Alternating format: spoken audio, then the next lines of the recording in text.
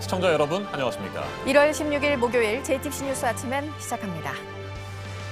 도널드 트럼프 미국 대통령과 류허 중국 부총리가 워싱턴 백악관에서 1단계 무역 합의에 공식적으로 서명했습니다. 중국은 앞으로 2년 동안 총 2천억 달러 규모의 미국산 농산물과 공산품 등을 구매하기로 했습니다. 미국은 중국에 대한 추가 관세 부과를 철회하고 기존 관세도 일부 제품에 한해 세율을 낮추게 됩니다. 미국과 중국은 곧바로 2단계 무역 협상을 시작하게 되는데 트럼프 대통령은 3단계 협상을 예상하지 않고 있다고 말했습니다. 신년 기자회견에서 문재인 대통령이 강력한 부동산 대책을 끝없이 내놓겠다고 언급한 이후 청와대 참모들이 강도 높은 대책들을 시사했습니다. 강남 집값 안정이 1차 목표라는 발언이 나왔고 매매 허가제도 거론됐습니다. 12, 16 대책이 나오고 한 달 만인 오늘 금융위원회는 전세대출 규제 방안을 발표합니다. 이도훈 외교부 한반도 평화교섭본부장이 스티븐 비건 미 국무부 부장관과의 북핵 수석 대표 협의를 위해 워싱턴에 도착했습니다. 이 본부장은 남북 협력 사업과 관련한 개별 관광을 추진하기 위해서 미국 측과 대화할 예정이라고 밝혔습니다. 문재인 대통령은 이틀 전 신년 기자회견에서 남북 관계를 주체적으로 발전시키겠다며 북한 개별 관광을 언급한 바 있습니다. 성폭행 혐의로 고소된 가수 김건모 씨가 어젯밤 늦게까지 12시간가량 경찰 조사를 받고 나오면서 국민들께 죄송하다고 말했습니다. 4년 전 사건이라 직접 증거를 확보하는 데 어려움을 겪고 있는 경찰은 정황 증거를 토대로 진술을 맞춰본 뒤 결론을 낼 예정인데 김 씨를 추가로 소환할 가능성도 있습니다. 드미트리 메드베데프 러시아 총리가 자신을 포함한 내각의 총사퇴를 전격적으로 발표했습니다. 앞서 블라디미르 푸틴 대통령은 의회와 정부의 권한을 강화하는 내용의 부분 개헌을 제안했습니다. 장기 집권 과정에서 국정 운영에 새로운 동력을 확보하려는 푸틴 대통령에게 메드베데프 총리가 힘을 실어준 것으로 해석됩니다. 도널드 트럼프 미국 대통령과 중국 측 고위급 무역 협상 대표인 류허 부총리가 1단계 무역 합의에 공식적으로 서명했습니다. 미국과 중국이 2018년 7월 무역 전쟁을 시작한 지 18개월 만입니다. 중국은 앞으로 2년 동안 총 2천억 달러 규모의 미국산 농산물과 공산품 등을 구매하기로 했습니다. 이에 맞춰 미국은 중국에 대한 추가 관세 부과를 철회하고 기존 관세도 일부 제품에 한해 세율을 낮추게 됩니다. 네, 1단계 합의가 잘 지켜지는지 본 뒤 그렇지 않으면 다시 관세를 매기는 조항도 이번 합의에 들어갔습니다. 합의를 잘 이행하도록 중국을 압박하려는 미국의 수단으로 보이는데요. 트럼프 미국 대통령은 2단계 협상을 곧바로 시작할 것이라면서 3단계까지 가지 않고 무역 분쟁이 마무리되길 바란다는 뜻도 밝혔습니다. 첫 소식 박영우 기자입니다.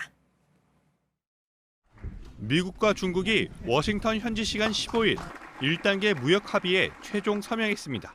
Today we take a momentous step, one that has never been taken before with China, toward a future of fair and reciprocal trade as we sign phase one of the historic trade deal between the United States and China. 2018년 7월 미국이 중국산 제품에 관세 폭탄을 부과하면서 무역 전쟁을 시작한 지 18개월 만입니다. 이번 합의는 미국과 중국의 첫 합의입니다. 1단계 합의를 통해 추가 확전을 막았다는 점에서 큰 의미가 있습니다.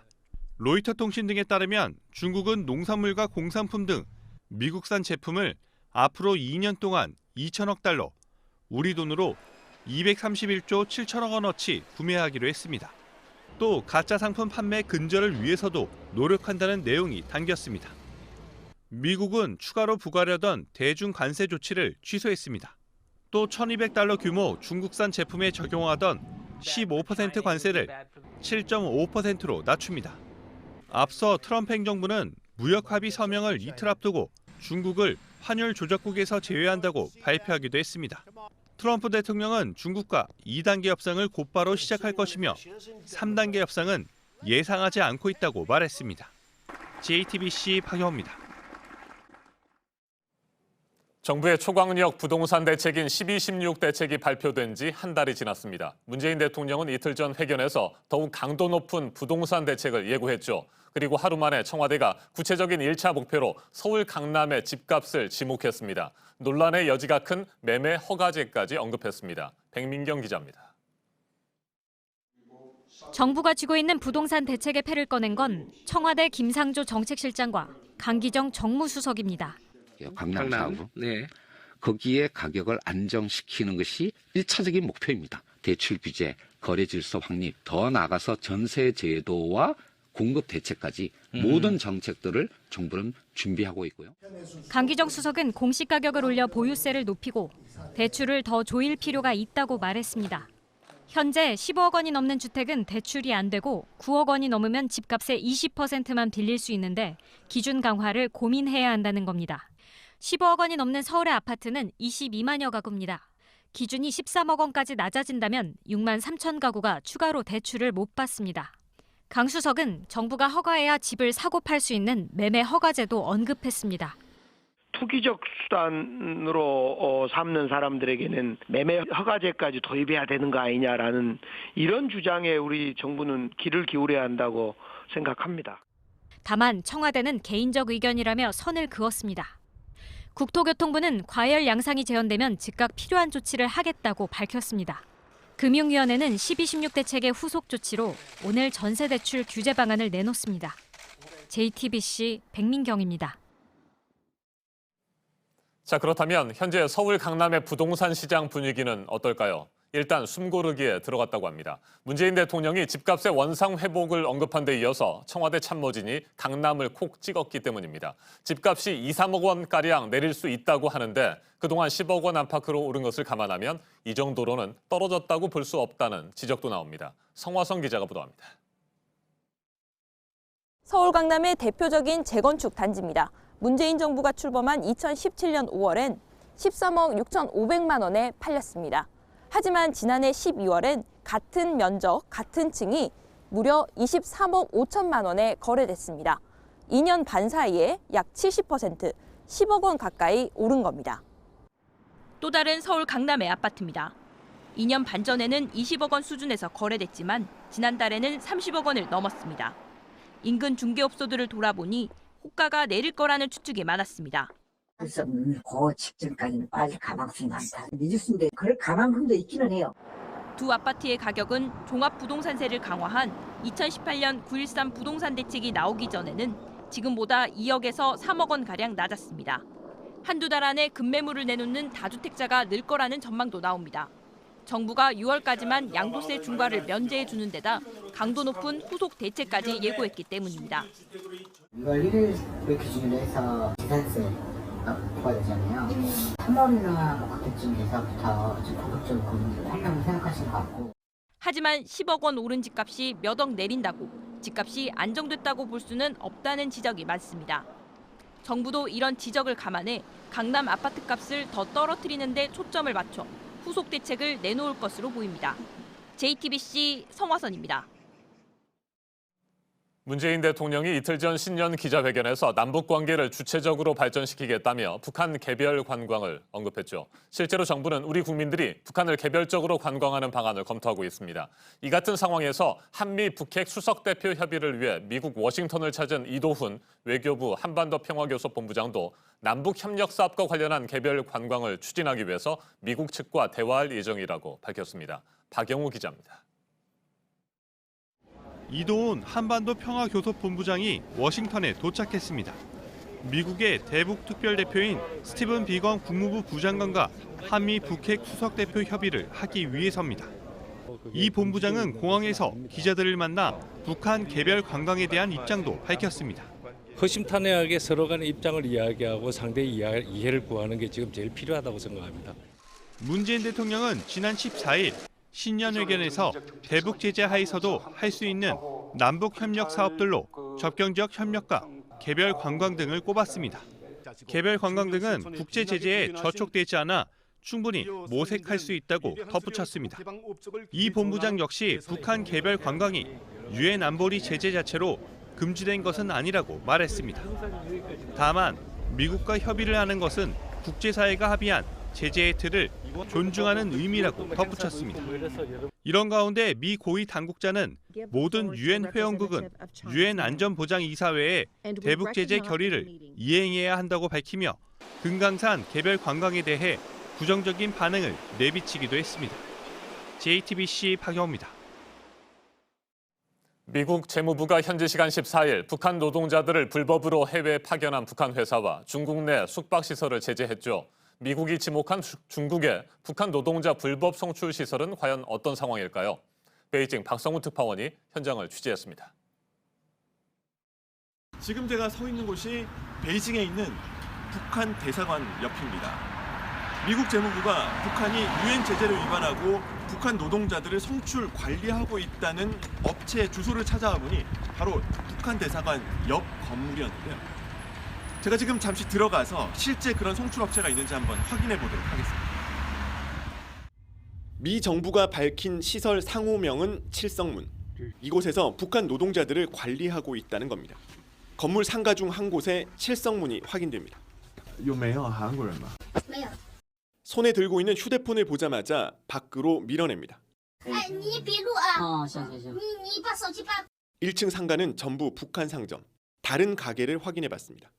북한 분들한테 장사하시는 거예요? 아저씨 자꾸 묻지 말았는데. 아니 근데 하나만 얘기해 주세요. 아니 됐어요. 암기가 아예 하니까. 3355 사람들이 몰려나와 분위기는 점점 험악해졌습니다. 어제 누구도 안 좋아. 여기 와 자꾸 이러지 마. 상가 위쪽은 미 재무부가 북한 노동자들의 숙박시설이라고 발표한 곳입니다. 5층짜리 낡은 건물 주위로 북한 사람들이 대화하며 지나가는 모습이 보입니다. 하지만 누구도 답을 하진 않습니다. 在这里有没有朝鲜族的劳动者吗？没有，哪有承认？没有的。没有吗？对，没有，我们听不懂的。 인근 북한 식당에도 북한 여성들이 일하는 모습은 여전합니다. 점심시간 공연까지 진행됩니다. 직원에게 묻자 실습 중이라 문제 없다는 답변이 돌아옵니다. 월급은 안 받아요?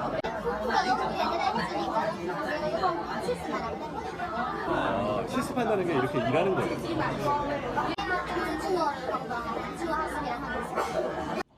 지난해 12월 북한 노동자 본국 송환 조치가 내려지기 닷새 전 모습과 비교해봐도 지금 달라진 건 아무것도 없습니다. 베이징에서 JTBC 박성훈입니다. 성폭행 혐의로 고소를 당한 가수 김건모 씨가 12시간가량 경찰 조사를 받고 돌아가면서 취재진 앞에서 말을 했습니다. 국민들께 죄송하다고 했습니다. 2016년 4년 전에 일어난 사건이고 경찰은 정황과 진술을 맞춰본 뒤 결론을 낼 것으로 보이는데요. 김 씨는 또 경찰에 나와서 조사를 받아야 한다면 적극적으로 임하겠다고 밝혔습니다. 김필준 기자입니다. 가수 김건모 씨가 경찰서 밖으로 나옵니다. 조사받은 지 12시간 만입니다. 먼저 국민 여러분께 심려를 끼쳐드려서 진심으로 죄송합니다. 경찰에서 성실히 답변했고요. 하루빨리 결과가 하루빨리 진실이 밝혀졌으면 좋겠습니다. 석 달 전 유흥업소 종업원 A씨는 김 씨를 고소했습니다. 2016년 서울 논현동의 한 유흥주점에서 김 씨가 자신을 성폭행했다는 겁니다. 의혹이 제기되자 김건모 씨는 A씨를 무고와 명예훼손 혐의로 맞고소했습니다. 근거 없는 의혹이라는 겁니다. 양측이 팽팽히 맞서고 있는 가운데 정황 증거만 주로 나오고 있는 상황입니다. 사건 당일 김 씨의 동선을 보여주는 차량 GPS 기록이나 범행 때 입은 것으로 지목된 김 씨의 티셔츠가 대표적입니다. 4년 전 사건이어서 경찰은 직접 증거를 확보하는 데 어려움을 겪고 있습니다. 경찰은 정황과 진술을 최대한 맞춰볼 것으로 보입니다. 김 씨를 추가로 소환할 가능성도 있습니다. 김 씨는 경찰 조사에 적극적으로 임하겠다고 밝혔습니다. 추후 또 원하시면 또 와서 조사받을 마음이 있습니다. JTBC 김필주입니다. 러시아의 메드베데프 총리가 사임을 발표했습니다. 자신을 포함해서 내각의 총사퇴 의사를 밝혔고 푸틴 대통령이 이를 받아들였습니다. 국정 운영에 새로운 동력을 확보하려는 움직임으로 해석이 됩니다. 안태훈 기자입니다. 메드베데프 총리는 모스크바 현지 시간 15일 대통령에게 필요한 결정권을 제공해야 한다며 내각의 총사퇴 의사를 밝혔습니다. И в этих условиях я полагаю, что было бы правильно, чтобы в соответствии со статьей 117 Конституции Российской Федерации правительство Российской Федерации в действующем составе подало в отставку. 푸틴 대통령은 감사하다며 사퇴를 받아들였습니다. 그러면서 메드베데프 총리에겐 신설될 국가안보회의 부의장을 맡아줄 것을 요청했습니다. 푸틴 대통령의 최측근인 메드베데프는 푸틴이 총리로 물러나 있던 2008년부터 4년가량 대통령직을 맡았고 2012년 5월부터 총리로 재직했습니다. 약 7년 8개월에 걸친 장수 총리로 기록됐는데 최근 각종 여론조사에서는 30%대의 비교적 낮은 지지율을 보였습니다. 후임 총리에는 미하일 미슈스틴 연방 국세청장이 지명됐습니다. 푸틴 대통령은 앞서 같은 날 이뤄진 국정연설에서 부분 개헌을 제안했습니다. Разумеется, нельзя не согласиться с теми, кто говорит, что Конституция была принята уже более четверти века назад, в условиях тяжелого внутриполитического кризиса.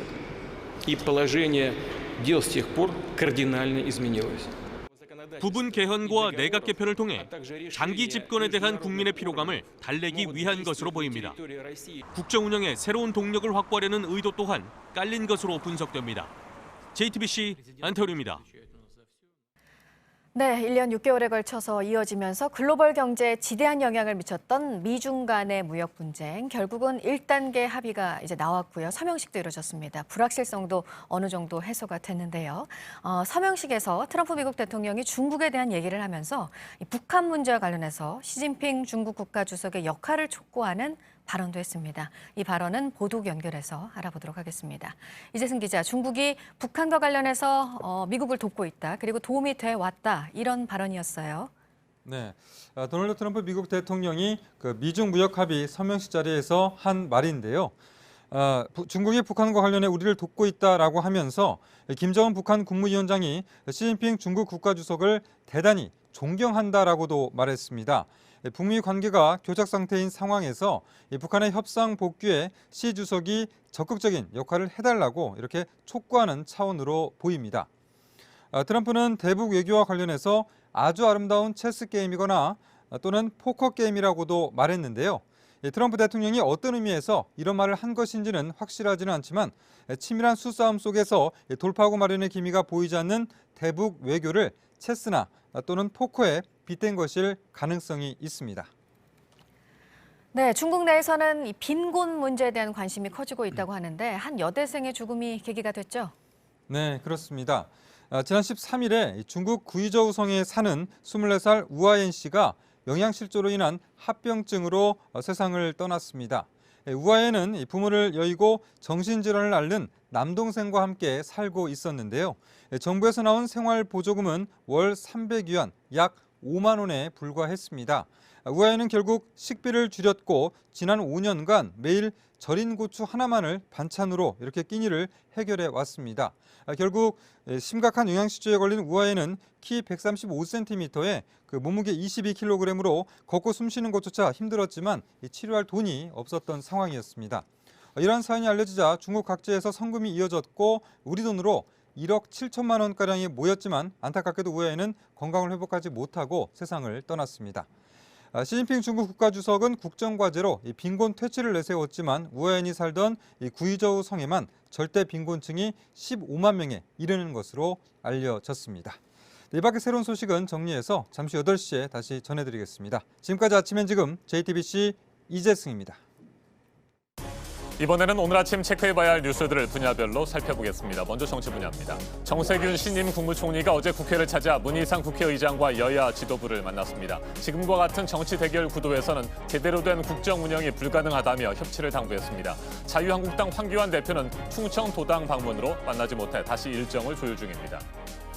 최근 자유한국당 공천관리위원장 후보로 이름이 거론된 김종인 대한발전전략연구원 이사장이 자신과는 전혀 관계가 없는 이야기라고 선을 그었습니다. 자신은 이미 민주당과 한국당 두 당에 실망한 경험이 있는 사람이라며 현장에 가서 직접 뛸 수 있는 상황은 아니라고 말했습니다.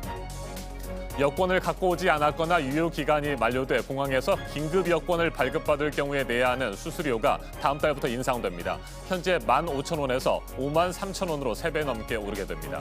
발급 수수료가 싸다 보니 무분별하게 신청하는 경우가 많아서 내려진 조치입니다. 다만 긴급한 사정을 증명할 경우 2만 원에 긴급 여권을 발급받을 수 있습니다. 발전소 하청업체에서 비정규직으로 일하다가 목숨을 잃은 고 김용균 씨 사건이 계기가 돼서 만들어졌습니다. 이른바 김용균법이 오늘부터 본격적으로 시행이 됩니다. 산업 현장의 안전 규제를 크게 강화를 했는데 하지만 개정 과정에서 당초 논의보다 후퇴를 한 부분은 계속 논란이 되고 있습니다. 보장성 보험료가 앞으로 2에서 3%가량 저렴해지고 해약 환급금은 늘어납니다. 보험 계약을 해지할 때 소비자 몫의 적립금에서 공제하는 금액의 상한선이 내려갔습니다. 이에 따라서 해약을 할 때 돌려받는 금액이 많아지고 궁극적으로는 보험료도 낮아지게 됩니다. 이케아 코리아가 발암물질이 기준치를 초과해 나온 인도산 휴대용 머그컵에 대해서 리콜을 실시합니다. 국내에 10,000개 넘게 수입이 됐습니다. 매장에서 전액 환불을 받을 수 있습니다. 계속해서 사회 분야 뉴스입니다. 어젯밤 10시 46분쯤 충북 제천시 동남 동쪽 9km 지역에서 규모 2.1의 지진이 발생했습니다. 지진 발생 깊이는 8km로 피해는 없는 것으로 보입니다.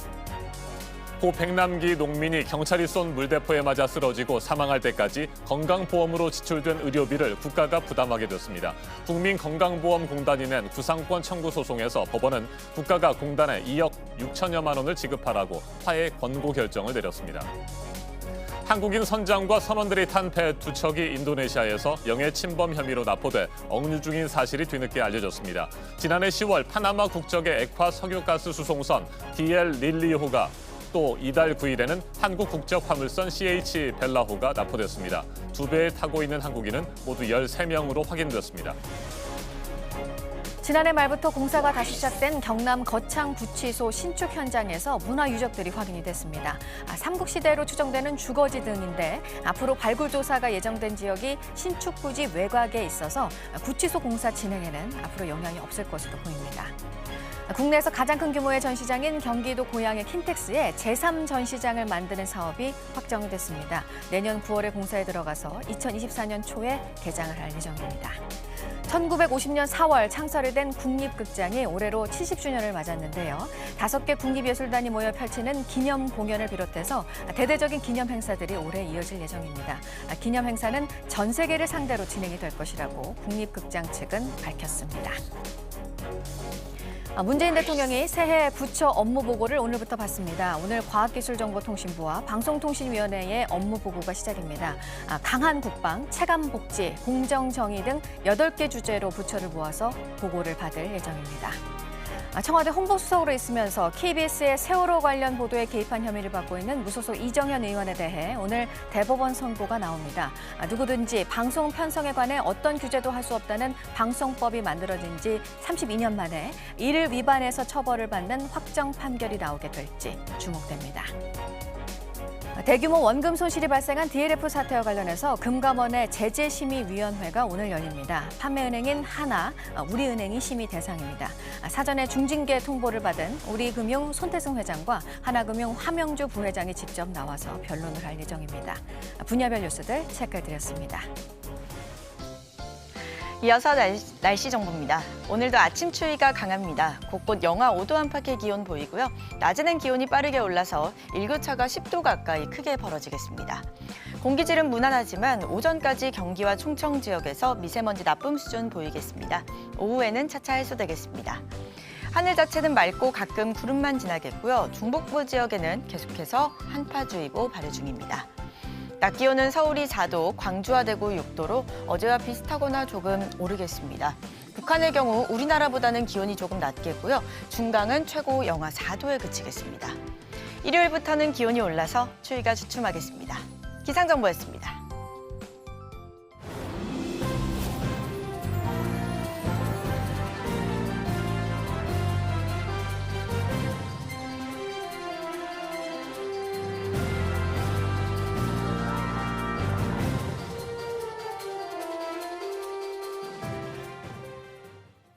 검찰이 삼성물산 제일모직 합병 의혹과 관련해 김신 전 삼성물산 대표를 어제 다시 불러 조사했습니다. 조사는 13시간 동안 진행됐는데 앞으로의 수사는 장충기 전 미래전략실 차장과 최지성 실장 등 그룹 윗선으로 향할 것으로 보입니다. 김필준 기자의 보도입니다. 김신 전 삼성물산 대표가 어제 서울중앙지검 반부패 수사 4부에서 13시간 동안 조사를 받았습니다. 삼성물산과 제일모직 합병 의혹 때문입니다. 김 전 대표는 2015년 당시 삼성물산 대표이사로 제일모직과 합병을 주도했습니다. 검찰은 이때 김 전 대표가 이재용 삼성전자 부회장에게 유리한 합병 비율을 만들기 위해 삼성물산의 주가를 고의로 떨어뜨린 게 아닌지 의심하고 있습니다. 특히 삼성물산이 해외 공사를 따낸 사실을 합병 전에 공개하지 않은 이유를 집중 확인하는 것으로 보입니다. 앞서 검찰은 지난 7일 김 전 대표를 소환했습니다. 하지만 변호사 선임 문제로 조사가 제대로 되지 않아 어제 다시 부른 겁니다. 검찰은 장충기 전 미래전략실 차장, 최지성 전 미래전략실장 등 그룹 고위층 인사를 조만간 소환할 것으로 보입니다. JTBC 김필주입니다. 어젯밤 9시 17분쯤 울산의 한 자동차 부품업체에서 화재가 발생했습니다. 다친 사람은 없었지만 공장 천장과 외벽 등이 불타 소방서 추산 1억 6천만 원 상당의 재산 피해가 났습니다.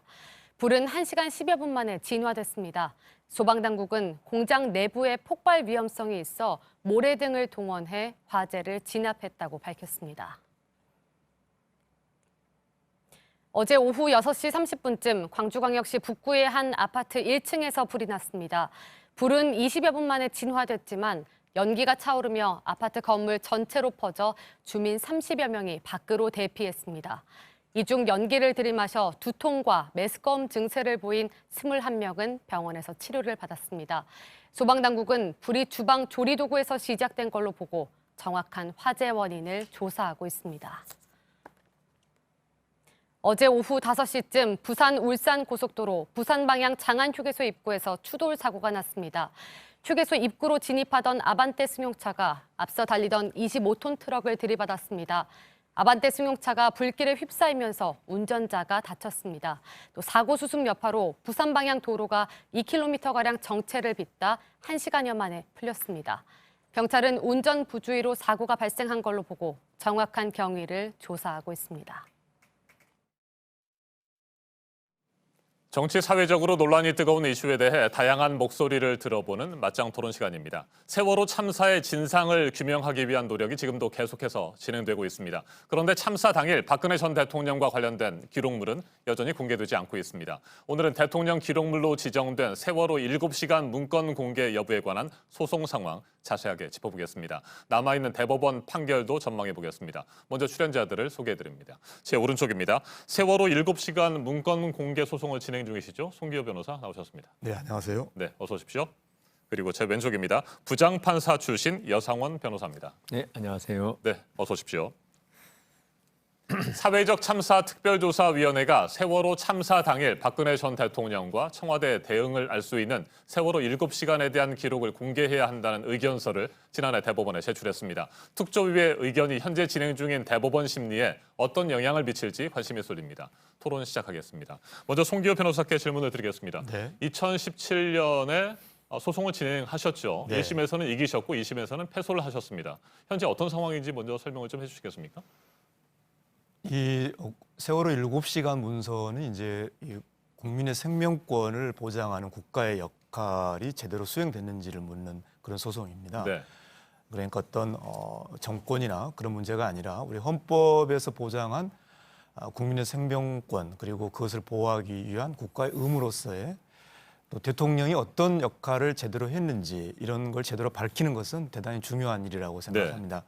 네. 현재 재판 상황은 1심에서는 이 대통령 지정물의 기록, 대통령 기록물의 지정 행위, 그러니까 황교안 대표가 당시 대통령 권한 대행으로 있을 때 대통령 지정물로 봉인한 행위가 법적 근거가 없다는 이유로 1심에서는 네. 공개를 명령했고요.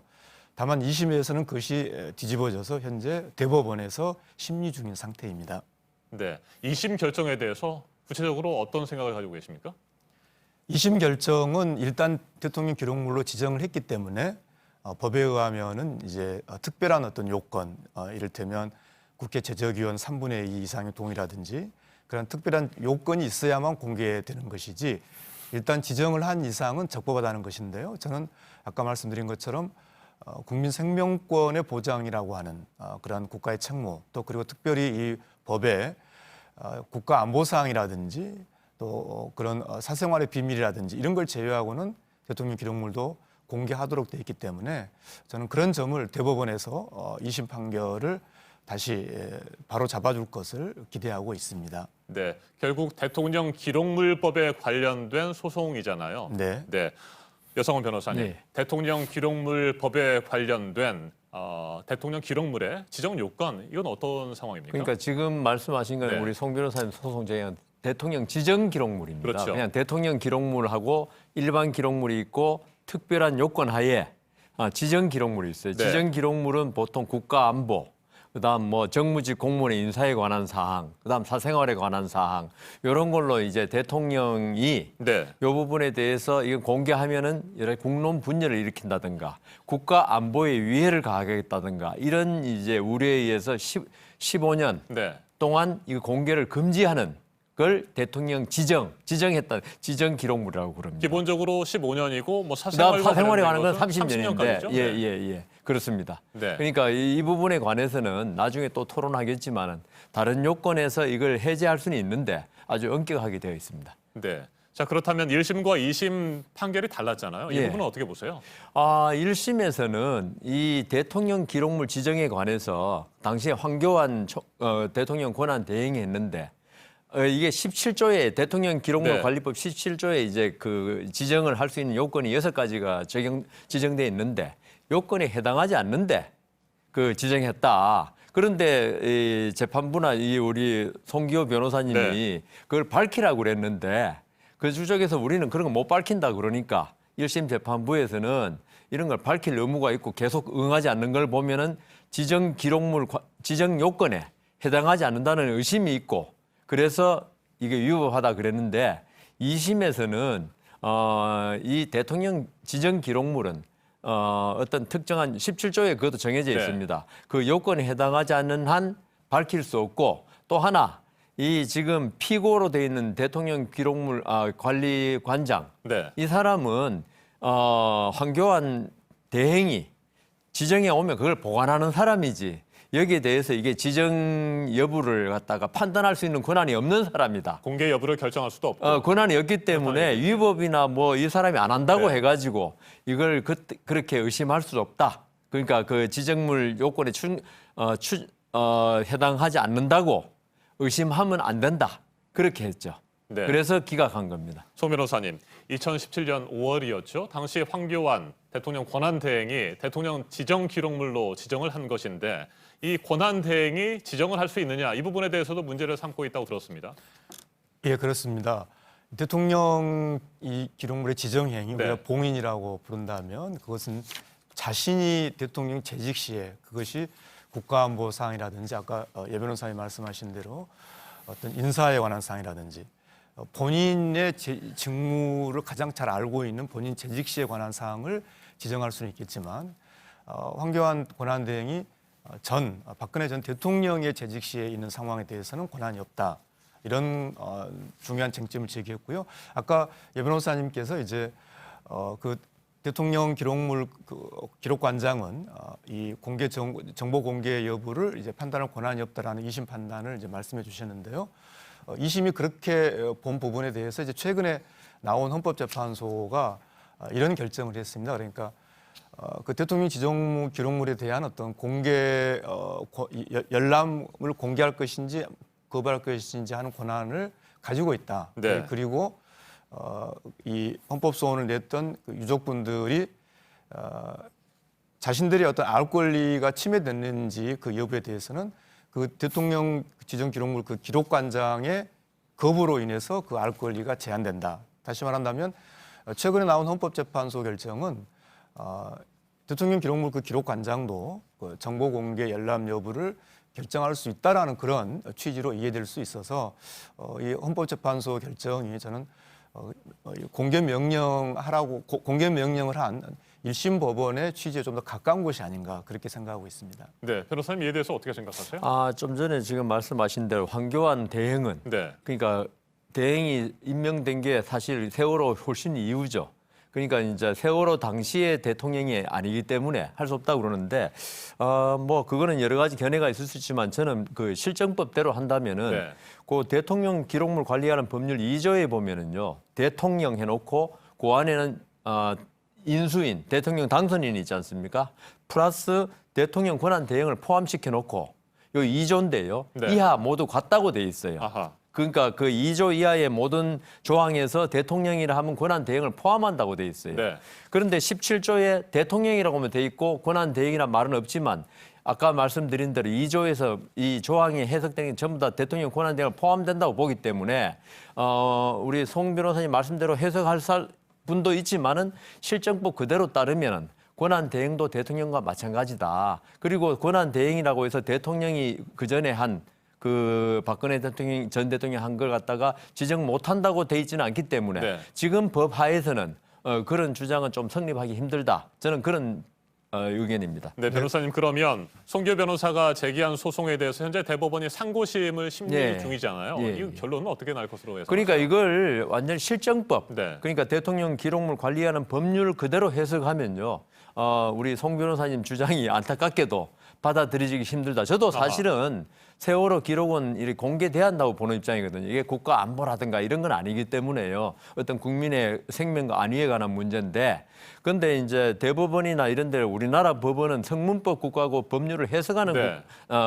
사법 체제를 가졌지 입법을 하는 국가는 나라는 아니거든요. 영국이나 미국처럼 불문법 국가이기 때문에 제 생각에는 대법원에서도 아마 마찬가지 결론이 나리라고 생각합니다. 네, 대법원에서 공개 불가 판정이 최종적으로 나게 된다면 송 변호사 어떻게 하시겠습니까? 저는 대법원에서 공개할 것으로 생각합니다. 왜냐하면 이제 예 변호사님께서 또 법리에 잘 말씀해 주셨고요.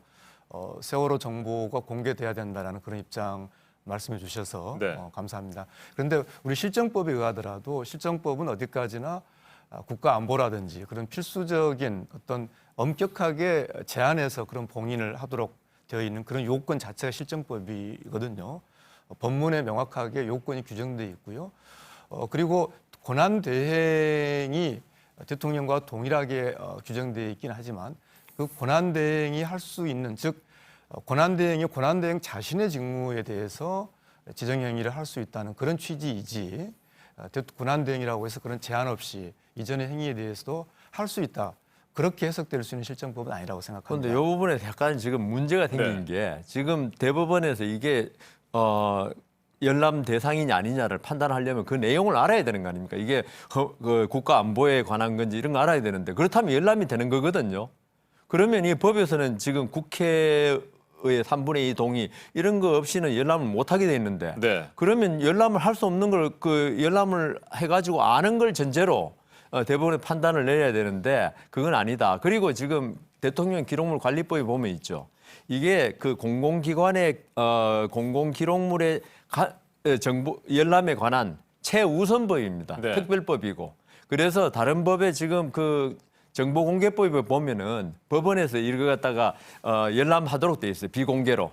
판사가 네. 해가지고 이거는 공개하는 게 맞다 안 맞다를 판단한 다음에 이 소송을 하도록 돼 있는데, 이 그 대통령 기록물 관리법은 다른 법률에 의해서 그 열람을 가능하다 하더라도 일단 지정되면 전부 다 배제되도록 돼 있거든요. 그러니까 이 법이 단순하게 이 대통령이 지정 기록물로 지정해버리면 네. 그게 15년 동안은 공개가 안 되도록 돼 있기 때문에 법원도 어떻게 할 수 없는 조항이 있더라고요. 그렇기 때문에 상당히 어려울 것이다, 그런 생각이 듭니다. 현행법에 따르면 국회 제적의원의 3분의 2 이상이 공개를 해야 한다고 의결하거나 고등법원장, 고등법원장이 영장을 발부할 예. 경우에 이때만 가능한 것이고, 그와 같은 현행법에 따르면 대법원에서도 공개 불가 결정이 할수 내릴 없는 가능성이 거죠. 있다, 이런 말씀이시군요. 네. 그런데 이제 바로 네. 그 점에서요. 이제 그 점만 한정해서 본다면은, 그러면 이 기록물법 17조 1항에서 6가지 요건을 따로 정해서 국가 안보라든지 사생활이라든지 그럴 때만 지정할 수 있다. 이 조항 자체가 아무런 의미가 없게 돼버리죠. 그리고 특별히 이번 소송에 제기한 정보공개 청구 대상이 그 문서 원본이 아닙니다.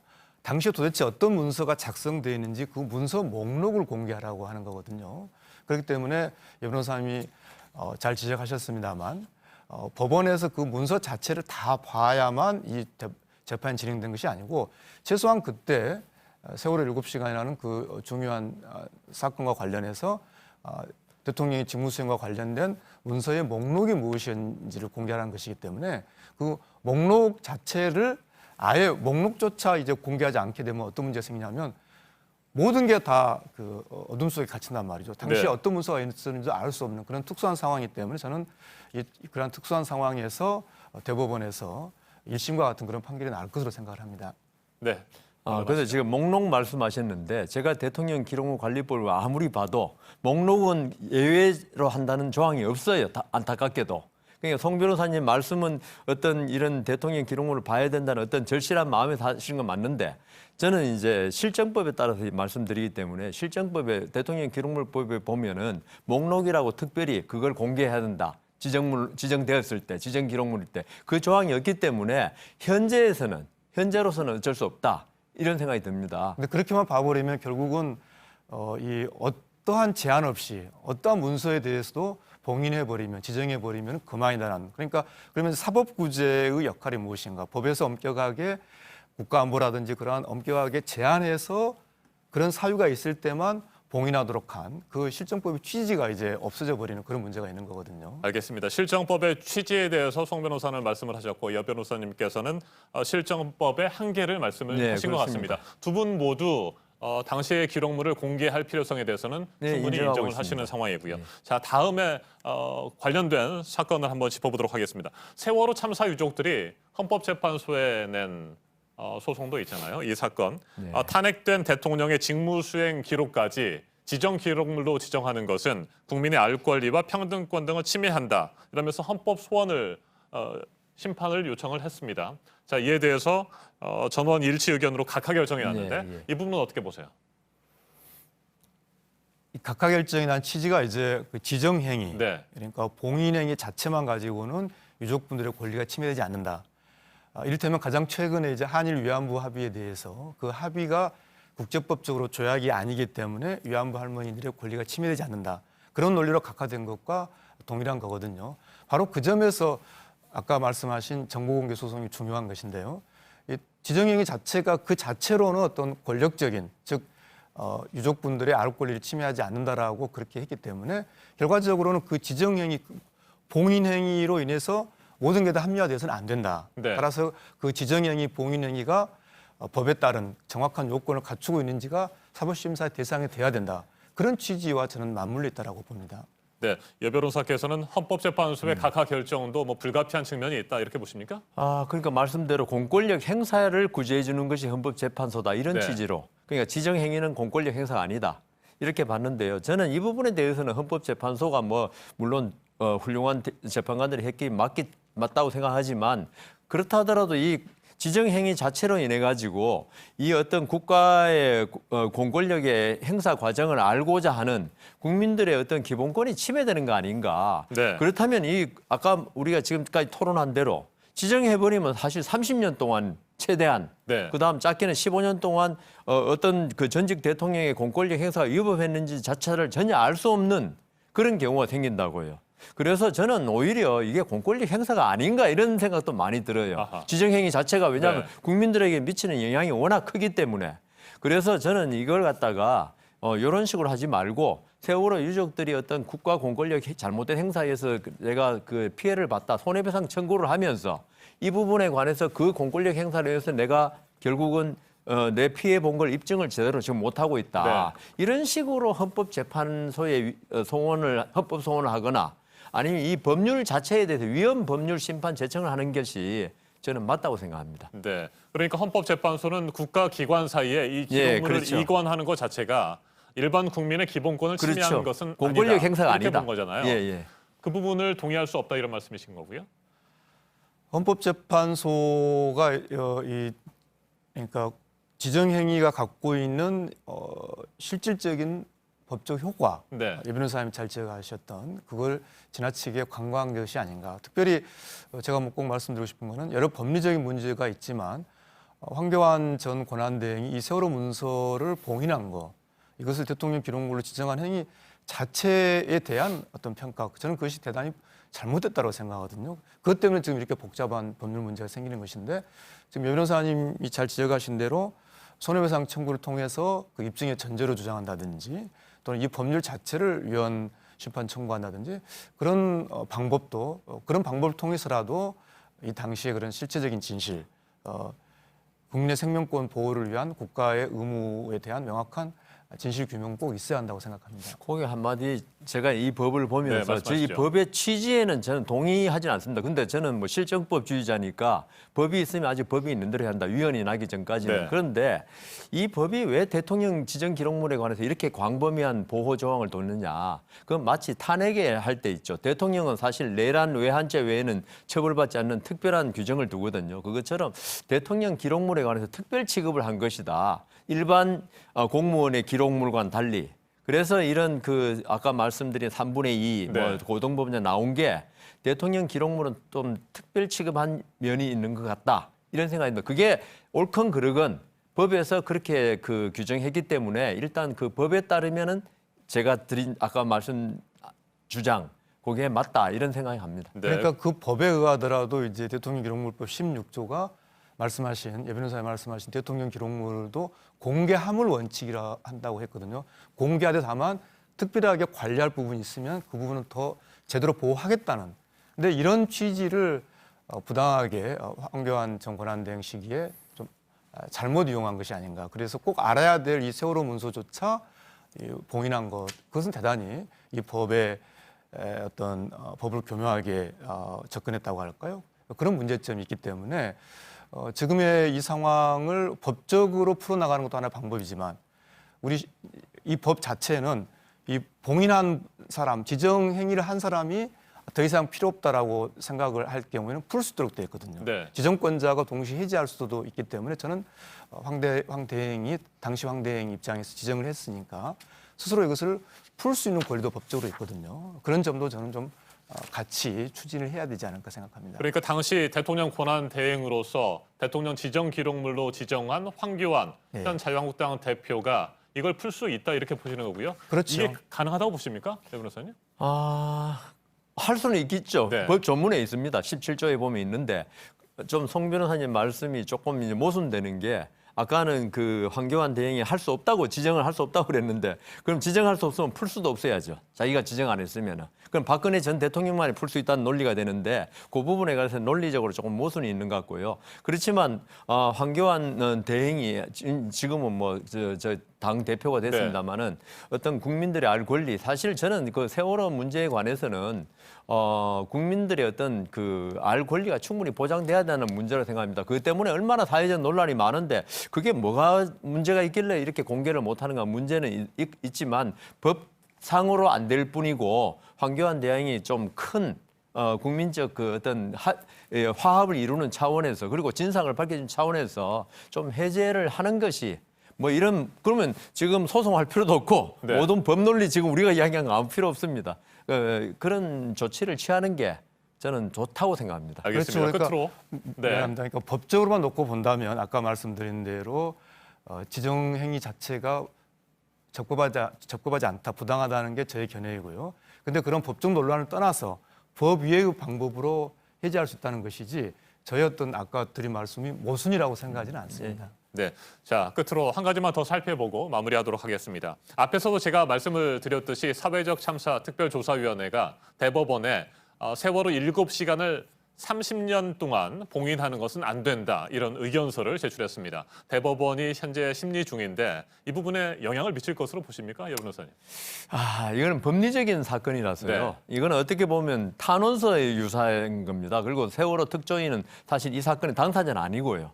그렇기 때문에 뭐 대법관님들이 이걸 보고 참고는 할 수 있겠지만 이게 결정적으로 영향을 미쳐서 이게 뭐 상고를 갖다 기각한다든가 파기환송하지는 않을 것 같습니다. 알겠습니다. 송 변호사님은 어떻게 보세요? 이 사건이 이 대통령 기록물에 관한 첫 중요한 사건이거든요. 그렇기 때문에 대법원에서도 결국은 국민의 알 권리를 더 중요하게 이 법률을 해석할 것이냐, 반대로 아주 엄격한 경우에만 공개되도록 한 그 규정을 더 중요하게 볼 것이냐, 그런 관점의 차이가 있을 텐데 저는 이 특조위가 법에 의해서 성립한 국가기관인 점, 그리고 알 권리라는 것이 우리 헌법상의 중요한 기본권이라는 점에서 특조위의 의견이 대법원에서 좀 많이 고려되기를 그렇게 기대하고 있습니다. 알겠습니다. 오늘 두 분의 말씀을 들어보니까요. 법적인 한계는 분명히 있는 것 같고 그럼에도 불구하고 세월호 참사 당일 7시간, 그 7시간은 반드시 공개될 필요가 있어 보입니다. 절대 15년, 30년 이상 감춰지면서 잊혀져서는 안 되는 굉장히 중요한 기록물인 것 같고요. 시청자 여러분께서도 아마 대부분 그렇게 공감하시리라고 생각이 됩니다. 오늘 맞짱 토론 여기에서 마무리하도록 하겠습니다. 송기호 변호사 그리고 여상원 변호사와 함께했습니다. 두 분 토론 잘 들었습니다. 감사합니다. 네, 감사합니다. 감사합니다.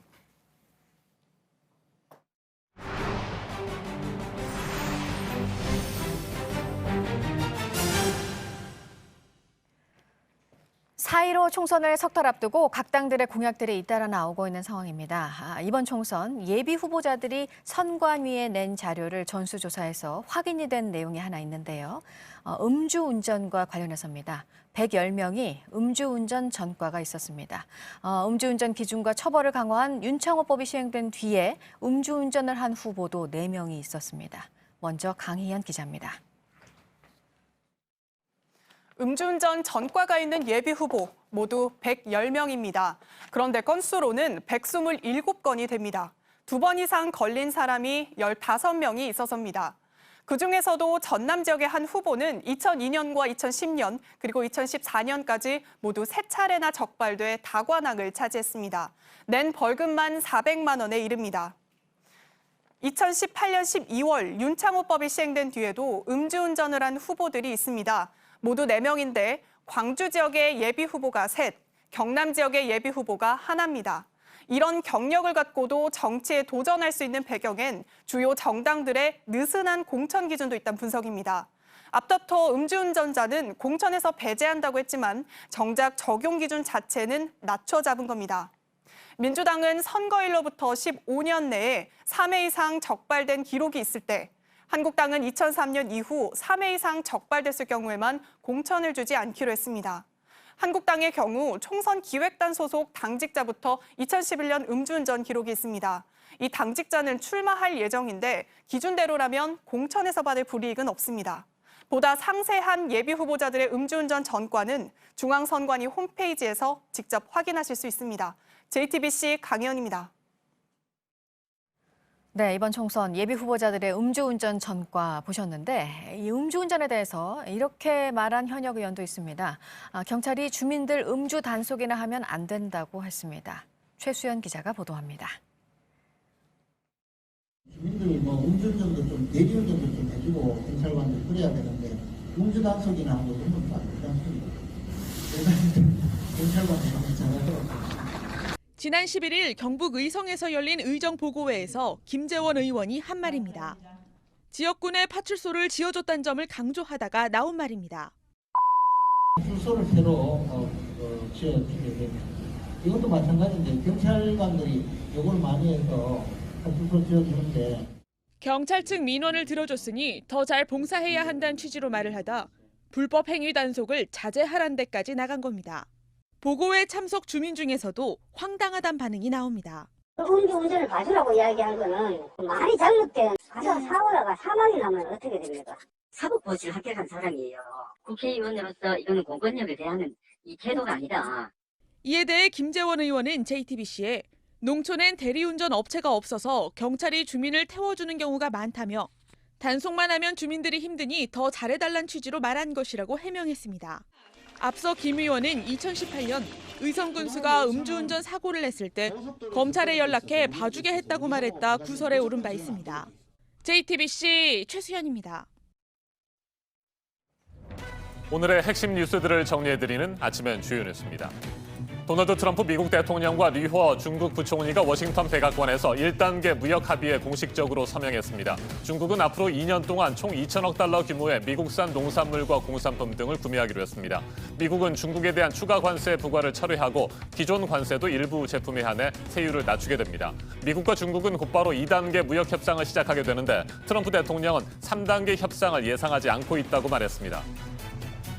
강력한 부동산 대책을 끝없이 내놓겠다는 문재인 대통령의 발언이 나온 이후 청와대 김상조 정책실장은 1차 목표가 강남 집값 안정이라고 했고 강기정 정무수석은 매매 허가제를 거론했습니다. 12.16 대책이 나오고 한 달이 지났고 고강도 후속 대책을 시사한 것으로 보입니다. 이도훈 외교부 한반도평화교섭본부장이 스티븐 비건 미 국무부 부장관과의 북핵 수석대표 협의를 위해 워싱턴에 도착했습니다. 이 본부장은 남북협력사업과 관련한 개별 관광을 추진하기 위해서 미국 측과 대화할 예정이라고 밝혔습니다. 문재인 대통령은 이틀 전 신년 기자회견에서 남북관계를 주체적으로 발전시키겠다며 북한 개별 관광을 언급한 바 있습니다. 성폭행 혐의로 고소된 가수 김건모 씨가 12시간가량 경찰 조사를 받고 나오면서 국민들께 죄송하다고 말했습니다. 경찰은 정황 증거를 바탕으로 진술을 맞춘 뒤 결론을 낸다는 방침입니다. 김 씨가 경찰에 다시 나와서 조사를 받을 수도 있습니다.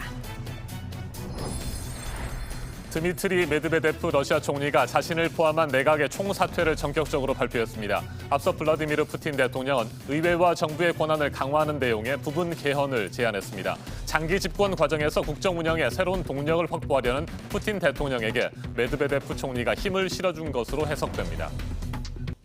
필리핀 탈화산이 분화한 지 닷새째입니다. 인근에서 땅이 꺼지고 도로가 끊기는 현상이 속출하고 있는데 땅속 마그마가 이동하고 있기 때문입니다. 다시 폭발할 수 있다는 관측이 나옵니다. 윤세민아 기자입니다. 고속도로 한가운데 낭떠러지가 보입니다. 거대하게 팬 웅덩이입니다. 필리핀 탈화산이 분화한 이후 땅이 반으로 갈라진 겁니다. 이처럼 마을 곳곳에서 도로가 끊어져 두 동강이 났습니다. 필리핀 지진화산연구소는 탈화산 인근에서 적어도 15곳 이상 비슷한 현상이 발견됐다고 밝혔습니다. 화산 폭발 이후 땅속에서 마그마가 이동하면서 400여 차례나 지진이 이어졌습니다. 추가 폭발이 잇따를 수 있는 징후라는 분석이 나옵니다. 무엇보다 화산재와 유독성 가스가 계속 뿜어져 나오는 게 문제입니다. 분화구에선 하루 동안 1,700톤에 가까운 이산화황이 배출됐습니다. 일부 주민들은 기침과 호흡곤란 증세를 보이며 병원으로 옮겨졌습니다. 화산재는 섬에서 65km 이상 떨어진 마닐라시까지 영향을 미쳤습니다. 시민들은 너도 나도 마스크를 찾습니다. 마스크 가격이 7배까지 오르며 품귀 현상이 나타나자 필리핀 정부는 유엔에 지원을 요청했습니다. JTBC 윤세민입니다.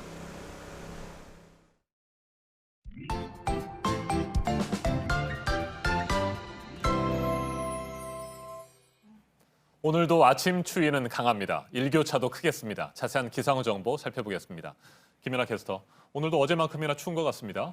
네, 그렇습니다. 아침 기온 영하 5도 안팎까지 떨어져 있습니다. 현재 기온 보시면 서울이 영하 5도, 대전과 대구 영하 4도, 남부지방은 비교적 기온이 높아서 광주와 창원은 영하 1도 가리키고요. 반면 중북부 지역에는 한파주의보 계속 발효 중이기 때문에 춘천이 영하 8도 등으로 영하 10도 가까이 떨어진 곳도 많습니다. 네, 일교차가 클 것이라고 예상이 됐는데 어느 정도나 될까요? 네, 오늘 낮 기온 대체로 어제보다 높겠습니다. 낮 동안 기온이 빠르게 오르면서 일교차가 10도 가까이 크게 벌어집니다. 옷차림 따뜻하게 하셔야겠고요. 오늘 낮 기온 자세히 살펴보면 서울과 청주가 4도, 광주와 대구가 6도, 강릉과 부산이 8도까지 크게 오르겠습니다. 네, 오후에도 영하권을 유지하는 지역은 없군요. 네, 그렇습니다. 북한에서 일부 지역에서 영하권인 곳들이 있습니다. 네, 오늘 공기질은 어떻습니까? 네, 오늘도 오전 중 미세먼지 농도가 높은 곳이 있겠습니다. 경기도와 충청 지방에서 미세먼지 나쁨 수준 이어지겠고요. 그 밖의 지역은 일평균 보통 수준 보이겠고 또 경기와 충청 지역도 오후에는 차츰 해소가 되겠습니다. 현재 초미세먼지 농도가 비교적 높습니다. 경기 지역에서 경기 북부와 남부 곳곳에 나쁨 수준 보이고요. 충남 지역에서도 나쁨 수준 보이는 곳들이 있습니다. 계속해서 대기질 정보 잘 확인하셔야겠습니다. 알겠습니다. 기상 정보 잘 들었습니다. 김연아 캐스터 수고했습니다.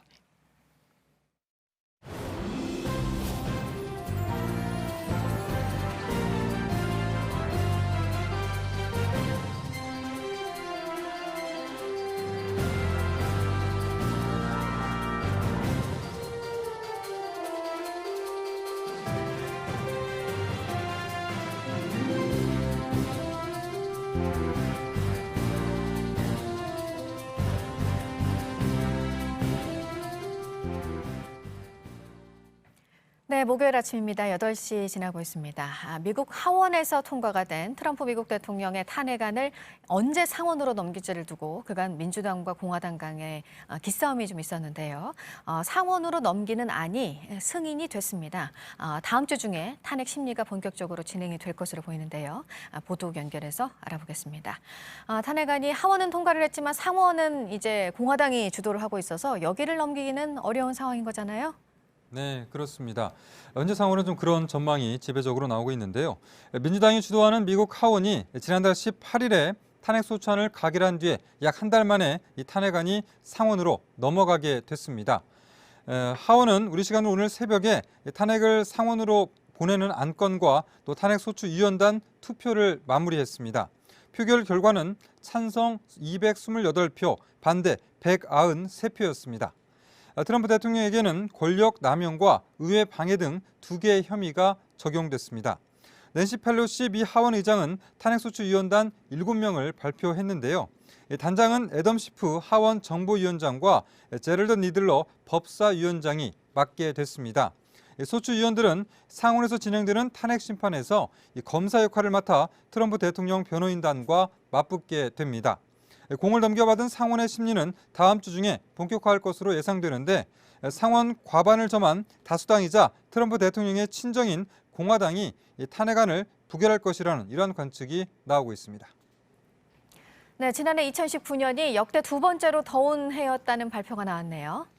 네, 이 세계 기상기구가 미국 항공우주국 또 영국 기상청 등의 자료를 분석했더니 지난해가 역대 두 번째로 무더운 해로 나타났습니다. 가장 더웠던 해는 2016년이었습니다. 아울러 최근 5년과 최근 10년은 각각 역대 가장 더운 5년과 또 더운 10년으로 기록됐습니다. 세계 기상기구는 온실가스의 농도가 증가하면서 이러한 추세가 계속될 것으로 예상을 하고 있습니다. 패트리 탈라스 세계 기상기구 사무총장은 몇 달씩 계속되고 있는 호주 산불도 이러한 기온 상승과 무관하지 않다고 주장했습니다. 이런 가운데 제프 베이조스 아마존 최고 경영자도 이 기후변화를 언급했는데요. 이 베이조스는 기후변화를 부정하는 사람은 합리적이지 않다고 말했습니다.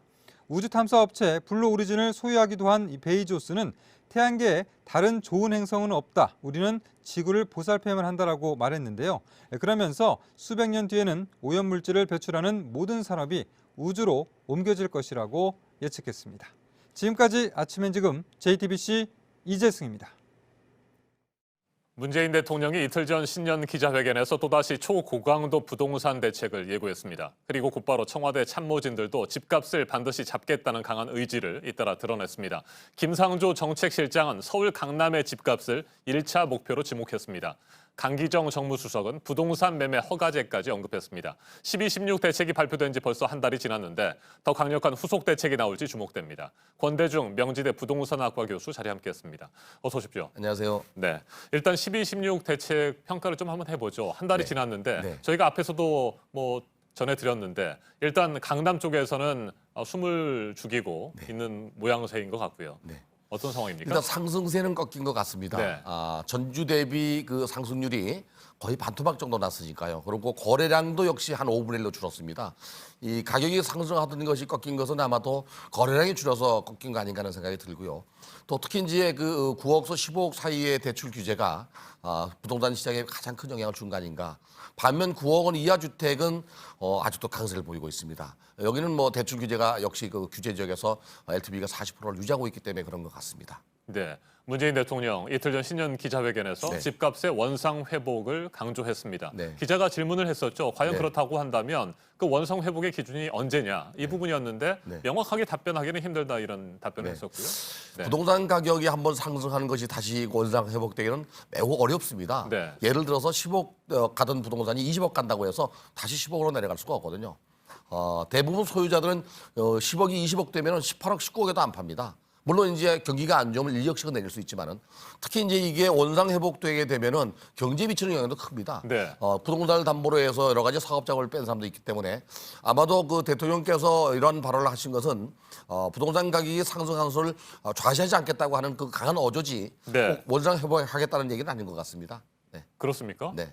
그렇다고 한다면 그 무주택자들의 경우에는 실망할 수밖에 없는 상황이잖아요. 네, 확실하게 근데 잡아주기를 바라는데 네. 뭐 강한 의지만 드러낸 발언이라고 한다는 말이죠. 그래서 이제 거기에 따르는 그 더 추가 대책을 내놓을 계획인데요. 네. 정부가 보니까 부동산 가격이 올라가는 거에 대한 그 상승세를 꺾는 거는 뭐 정책으로 할 수가 있겠지만 하락시키는 거는 쉽지 않아요. 네. 알겠습니다. 자, 그러면 현재 논란이 되고 있는 네. 강기정 정무수석의 발언 구체적으로 짚어보죠. 네. 매매 허가제 네. 이게 가능성이 있는 얘기입니까? 자유시장 경제를 택하는 나라에서 그 주택 매매를 허가제로 하는 나라는 거의 없습니다. 네. 이게 매매 허가를 하게 되면은 재산권 침해 문제도 있고요. 헌법에도 위배될 수 있습니다. 헌법 23조 1항에는 모든 국민의 재산권은 보장하게 돼 있고요. 네. 또 민법 211조에는 그거를 법률로 정하게 돼 있습니다. 이거를 만약에 규제한다 그러면은 아무래도 큰 파장이 있지 않겠나. 아마도 그 강기정 수석이 이런 발언을 하신 것은 주택거래 허가제를 도입하기 이전에 이렇게 강력한 대책을 내놓는다는 암시가 아닌가 하는 생각이 듭니다. 만약에 시행한다 그러면 큰 파장이 있을 수 있습니다. 네. 참여정부 시절이었죠. 2003년입니다. 당시 네. 토지 공개념 도입을 검토하겠다는 정부의 방침이 있으면서 그때 매매 허가제 얘기가 나왔었잖아요. 그렇죠. 뭐 이때도 역시 뭐 부정적인 의견들이 꽤 네. 많이 있었을 거고요. 사실은 토지공개념 제도를 도입한 것은 그 89년도입니다. 네. 88년, 89년도 일기 신도시를 만들 당시 노태우 정부 당시에 세 가지 법률을 도입했었습니다. 그것이 바로 토지 초과이득세, 개발이익 환수에 관한 법률, 그리고 택지 소유 서한하는 법률을 도입했다가 2004년도 말 헌법 불합치 내지는 위헌 판결을 받아서 없어졌죠. 네. 그리고 2006년도 다시 노무현 정부는 개발이익 환수에 관한 법률을 도입했습니다. 그 근거로 인해서 재건축 초과이익 환수가 살아있는 겁니다. 그리고 이제 2003년도 4년도에는 3년도부터 논란이 네. 됐던 주택허가제가 4년도 3월 30일부터 일부 시행을 했는데 주택거래 허가제가 아니고 신고제입니다. 네. 그 당시에는. 그래서 이 주택거래 신고제는 거래하고 난 다음에 신고만 하면 끝나지만 허가제는 허가를 해주지 않으면 거래할 수가 없습니다. 네.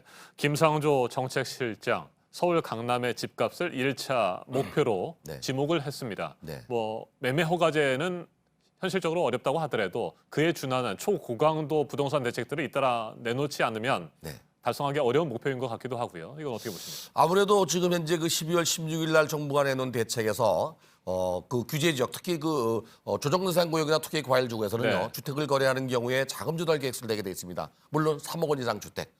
기타 지역은 6억 원 이상인데요. 9억 원 넘는 주택에 대해서는 이 자금 조달 계획서를 소득 증명이나 은행 잔고까지도 구체적인 그 자료를 제출해야 됩니다. 네. 이거를 확대할 가능성이 있습니다.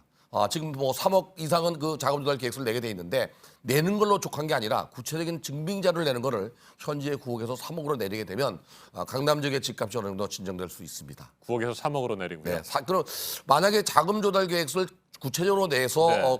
만약에 시행하게 되면은 주택거래 허가제 제도에 버금가는 정도의 아마 그 충격이 있을 거라고 보여집니다. 네. 현재 15억 원 이상 주택의 경우에는 사실상 대출을 받지 못하도록 했는데 네. 이제 이것을 좀 더 낮춰서 9억 원 이상의 주택의 경우에 대출을 아예 받을 수 없게 만드는 그런 뭐 얘기들도 나오고 있는데 이것도 뭐 가능하다고 보십니까? 그렇죠. 그거보다도 아마 실행 가능성이 있는 건 9억 원 이하 주택일 수 있어요. 네. 6억 원에서 9억 원 사이를 규제를 하는 그 대출을 규제하는 정책이 나올 가능성이 기준을 더 있는데. 낮추는 거고요. 네, 네. 9억서 15억 원은 현재 LTV가 20%입니다. 네. 근데 9억서 15억 원 대부분 중산층에 해당되는데요. 시가 9억이기 때문에 여기는 그 지금 현재 거래가 한 5분의 1 정도로 줄었거든요. 근데 거기보다는 9억 원 이하 주택이 지금 풍선 효과로 가격이 강보합세를 유지하고 있기 때문에 어쩌면은 아주 서민 주택을 6억 원 이하로 본다면 6억에서 9억 사이를 또 한번 규제할 가능성도 있습니다. 네. 그런데 집값이 지금 굉장히 많이 올라 있는 상태잖아요. 네. 그 상태에서 뭐 9억 원의 대출 기준 자체가 6억 원으로 내려간다고 한다면 어느 정도의 뭐 중산층들이 집을 살려고 하더라도 이제 뭐 집을 도저히 살 수 없는 상황이 되는 또 그런 상황도 예상이 되는 거 아닙니까? 이게 그 규제가 오히려 고가 주택은 네. 유동성 자금이 많기 때문에 큰 영향이 없고요. 그렇다고 아예 그 낮은 그 서민들은 집을 사기 어렵고 그렇죠. 중산층들이 거의 피해를 보게 되는데요. 일단 정부는 주택 거래를 양을 줄여서 또는 이게 주택 거래를 쉽게 하지 않게 하기 위해서 대책을 내놓고 그로 인해서 이제 부동산 가격을 안정화시키려고 하는 것 같습니다. 사실은 부동산 가격이 오르는 그 원인이 공급이 부족하거나 수요가 많은 건데 그것보다는 가격을 통제해서 부동산 시장을 안정화시키는 게 사실 문제입니다. 네, 공시가를 높이고 네. 보유세를 늘리는 방안들은 구체적으로 또 추진이 될까요? 그건 뭐 지난번에 12월 16일 날 정부가 발표했기 때문에 네. 금년도 공시가격이나 공시지가는 상당히 현실화될 거라고 보여집니다. 특히 고가주택 같은 경우는 뭐 공시가격 현실화를 80%까지 올린다고 하니까요.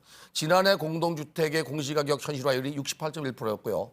단독주택이 53%였는데 금년에는 아마 상당히 많이 올라갈 거로 보여집니다. 알겠습니다. 자, 그러면 제가 두 가지 질문을 좀 드려보도록 하겠습니다. 네. 다주택자들의 경우에 앞으로 어떻게 해야 될까요, 일단? 일단은 뭐 다주택자들이 신고를 하지 않았다면 매각하는 게 좋습니다. 매각하는 게 그 몸집을 줄이는 게 좋고요. 점점 보유세도 올라가고 대출도 규제되기 때문에 특히 이제 다주택자 중에서 1가구 1주택이나 2주택자가 대출을 받게 되면 주택으로 유입되지 않게 그걸 규제하고 있잖아요. 특히 전세입자도 전세금 대출을 받고 나서 주택을 구입하게 되면 이걸 상환해야 되거든요. 네. 점점 어려워지는 형국이기 때문에 다주택자들은 자기 몸집을 좀 줄일 필요가 있다고 생각이 됩니다. 네, 양도세 중과를 일부 완화하는 방안도 6월이면 끝나잖아요. 네. 네, 그 시점도 중요할 것 같습니다. 네, 일단 투기과열지구 지역 내에서 일단 1가구 2주택자 같은 경우에 10년 넘는 주택에 대해서 6월 말까지 매도하면 중과세 10%가 면제됩니다. 물론 이제 80%의 장기보유 특별공제가 있기 때문에 세금을 많이 안 낼 수 있기 때문에 6월 말까지는 아마 매물이 나올 거라고 보여집니다. 자, 다주택자들은 그렇고요. 네. 집이 없고 네. 집을 사고 싶어하는 무주택자들, 서민들은 어떻게 해야 됩니까? 일단 서울에 거주하는 분들은 정부의 강력한 대책이 있기 때문에 상승되는 그 주택 시장은 진정 국면에 들어가는 것 같습니다. 그럼 좀 기다려볼 필요가 있고요.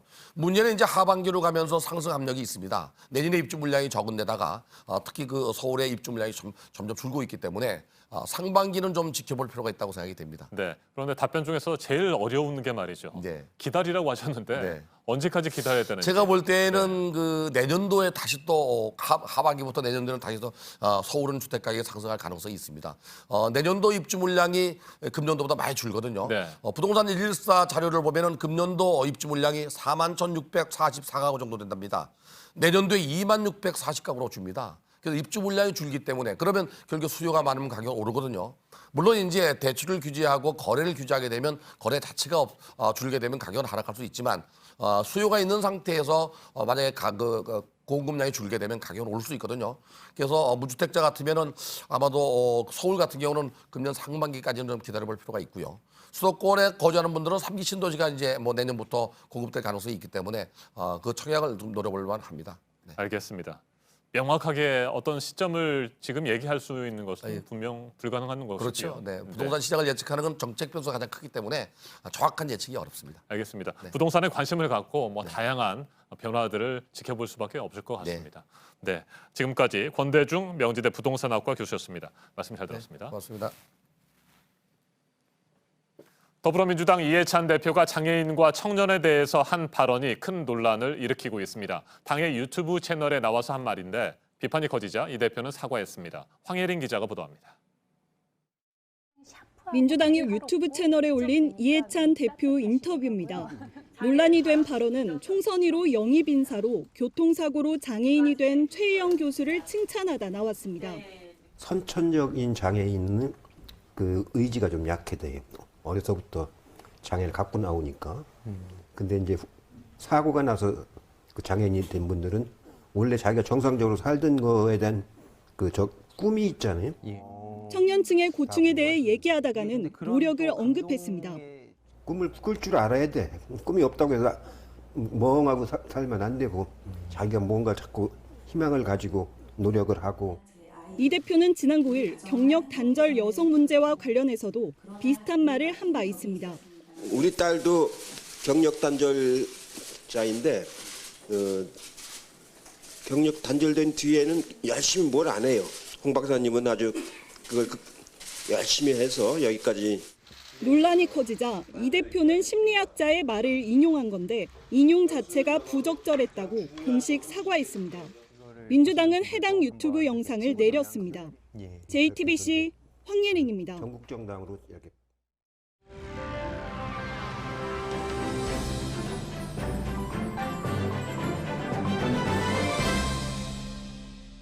네, 이번 주 개봉 영화들 보는 목요일이 됐습니다. 오늘도 강유정 영화평론가와 함께하겠습니다. 어서 오세요. 네, 안녕하세요. 네, 뭐부터 볼까요? 콤비로 불리는 두 사람이 나와서 일도 벌이고 해결도 하고 하는 그런 영화가 있습니다. 나쁜 녀석들 시리즈 영화가 있네요.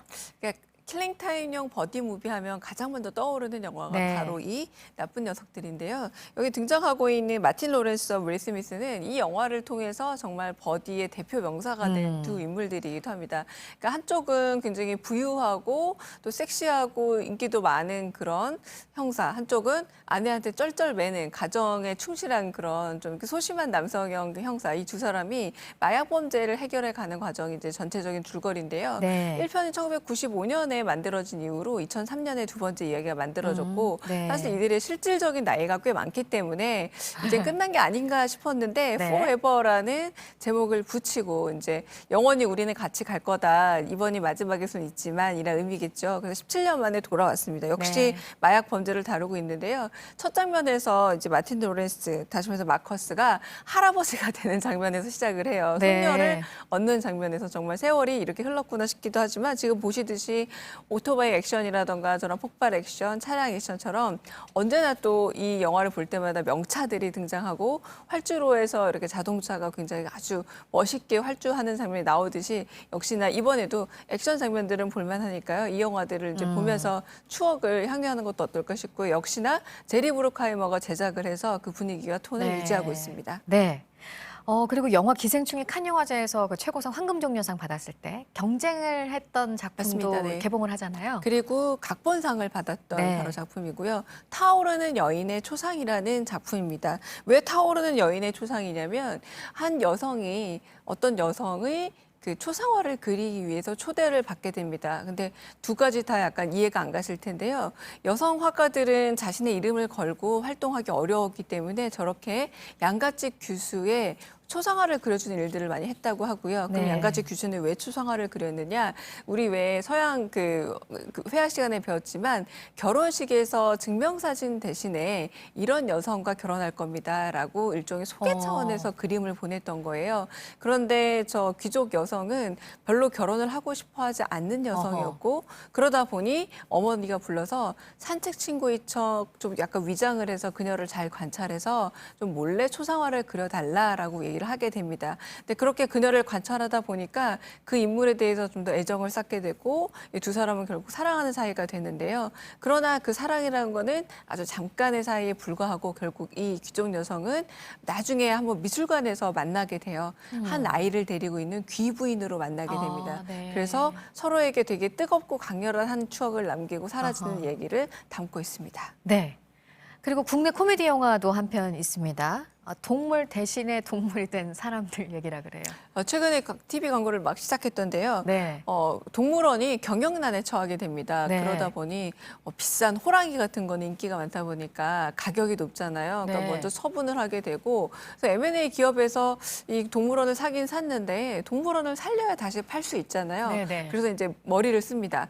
영화 그 소품을 마련하는 회사에 가서 네. 아주 현실과 똑같은 그럴듯한 탈을 사와서 우리 인간들이 한번 쓰고 동물 연기를 해보자라고 하는데요. 지금 보시는 것처럼 생각보다 동물 탈의 그 퀄리티가 높습니다. 그래서 어떤 얘기들이 오가냐면 멀리만 있으면 된다. 그리고 동물들의 행위를 우리 연구하자라고 해서 근데 어느 날 너무 더운 날 북극곰을 연기하던 그 안에 있는 사람이 너무 더워서 나도 모르게 누군가 던져놓은 콜라를 마시면서 화제가 되는 겁니다. 콜라 마시는 북극곰이다 네. 이래서 그런 과정에서 동물원을 살리는 이야기 그리고 동물을 다루는 사람이다 보니까 워낙에 따뜻하고 애정 어린 사람들이 많아서 따뜻한 휴먼 드라마로 펼쳐지는 그런 드라마입니다. 지난주에도 이 동물 나오는 영화 한 편 소개해드렸던 것 같은데. 맞아요. 네, 닥터 요즘에 많네요. 드리드를 네. 했고요. 다음 주에도 사실 한 편 더 소개를 드릴 겁니다. 미스터 주 사라진 부에피라는 작품인데 거기서도 또 동물이 말을 하고 사람이 동물의 말을 알아듣는 그러니까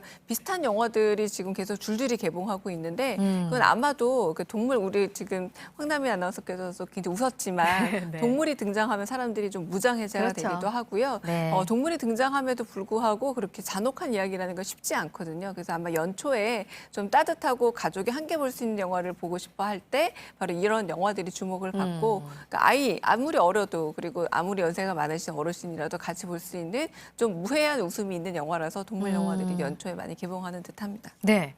지난해 이맘때 이제 영화 극한 직업이 나와가지고 1000만 관객을 동원했었잖아요. 보통 이렇게 연초에는 좀 코미디 영화가 많은 것 맞습니다. 같아요. 네, 연초부터 심각하고 혹은 유혈이 낭자한 영화들을 아무래도 보고 싶어하지 그렇겠죠. 않는 게 대개의 네. 심리인 듯한데요. 또 약간 패턴이 있습니다. 가령 과속 스캔들이라던가 작년에는 그 극한 직업도 있었고 잘 생각해 보시면 내 안의 그놈이라던가 아니면 7번 방의 선물, 수상한 그녀 이 모든 작품들이 다 연초에 개봉을 해서 흥행을 했는데 모두 공식이 코미디 영화였다라는 겁니다. 그리고 좀 무해한 웃음을 보여주기도 하고 또 모두가 봐도 부담 없는 웃음을 보여주는 영화들이 네. 학습이 돼서 올해는 또 더 많은 히트맨이라든가 이런 코미디 영화들도 기다리고 있거든요. 약간 공식이 돼서 네. 연초엔 코미디라는 한국 영화 공식이 생겼다고 할 수 있겠습니다. 네. 마지막으로 아카데미상 최종 후보가 발표가 됐어요. 근데 뭐 기생충 얘기는 워낙 여기저기서 맞습니다. 많이 네. 하고요. 세월호 참사를 다룬 다큐멘터리 부재의 기억이라는 작품이 지금 단편 다큐 부분에 후보로 맞습니다. 올라 있는데 사실 이게 기생충이 너무 크다 보니까 약간 좀 소문이 뒤에 안 얘기가 났죠. 되는 그런 네. 부분이 있어서요. 뉴욕 단편영화제에서 대상을 받게 되면 네. 자동으로 노미네이트가 되는 겁니다. 그러니까 네. 이미 이 작품에 대해서 상당히 주목을 받았다라고 할 수 있겠고요. 이렇게 29분짜리 단편이었고 이승준 감독의 작품이면서 전작으로 달팽이의 별이라다 이거는 청각 장애인들의 얘기였고요. 그림자국 같은 영화로 이미 암스테르담 국제 다큐 영화제 등 여러 분야에서 상을 받았던 감독이라고 할 수 있겠습니다. 그래서 이번에 후보에 올라서 네. 영화로 이제 처음 이제 후보에 오르게 된 기생충만큼이나 네. 다큐멘터리 영화라는 건 한편으로는 또 다른 어떤 이렇게 좀 더 장편이라던가 혹은 다른 영화로도 어떤 움직일 수 있고 네. 또 우리나라의 되게 중요한 역사적 사실을 담고 있는 작품에 대해서 그러니까요. 주목하고 있다는 게 놓치지 말아야 될 어떤 후보 중 하나라고 할 수 있겠습니다. 네, 단편 다큐 부분 5개 후보 가운데 유일하게 또 미국 영화가 아닌 또 이 맞습니다. 작품이어서 네. 이 작품의 수상 여부까지 좀 주목해서 지켜보도록 하겠습니다. 네. 강의정 영화평론가였습니다. 고맙습니다. 네, 워라밸 시대, 여가를 즐기려는 사람이 늘어나면서 자동차 시장에서는 SUV가 인기죠. 국내 고급 세단 브랜드도 SUV를 내놨습니다. 박영우 기자가 전합니다. 지난해 국내에서 팔린 국산 SUV는 총 57만 대입니다. 5년 전인 2014년과 비교하면 배 가까이 늘어난 겁니다. 주말 캠핑족이 늘어난 데다 주 52시간 시대가 정착되면서 SUV의 인기는 더 높아질 것으로 보입니다. 이러자 현대자동차의 고급 브랜드 제네시스가 처음으로 SUV를 내놨습니다. 외관은 간결하게 디자인해 SUV 특유의 역동성을 강조하고 실내는 버튼을 줄였습니다. 3.0 디젤 모델을 먼저 출시하는데 가격은 6,580만 원부터입니다. 관건은 국내뿐 아니라 미국 등 해외 시장에서 얼마나 소비자의 관심을 끄느냐입니다. BMW와 벤츠 등 다른 브랜드가 이미 고급 SUV를 내놓고 있어서입니다. 디자인 부분, 상품성, 아울러 차량 이외의 서비스까지 같이 적극적으로 보고 있고요. 통합 경쟁력 측면에서는 저희가 우세할 수 있도록. 전 세계적으로 고급 SUV가 늘고 있는 점을 감안하면 경쟁업체가 있더라도 수요가 충분할 거란 전망도 나옵니다. 시장조사 기관에 따르면 고급 SUV 시장은 2015년 106만 대에서 2019년 129만 대로 4년간 22% 성장했습니다. 전체 자동차 시장이 역성장하고 있는 것과는 비교되는 대목입니다. JTBC 박영호입니다. 여자 프로농구 용인 삼성생명이 3연승으로 인천 신한은행을 끌어내리고 4위로 올라섰습니다. 삼성생명은 어제 인천에서 열린 정규리그 원정 경기에서 신한은행을 82대 68로 이겼습니다. 신한은행은 3연패 수렁에 빠졌습니다.